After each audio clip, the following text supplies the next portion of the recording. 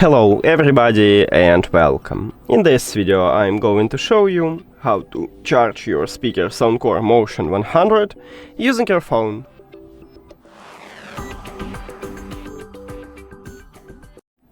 All you need to have for this is just USB-C to USB-C cable.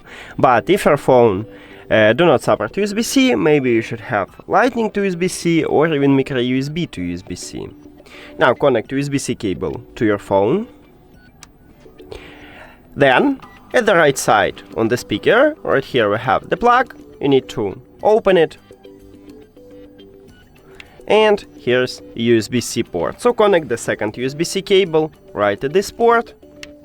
And on the top, you should see the LED light on your power button, meaning that your speaker is charging. And that's it. Thank you for watching this video. If you found it helpful, please consider subscribing to the channel and leave the like on the video. See you later!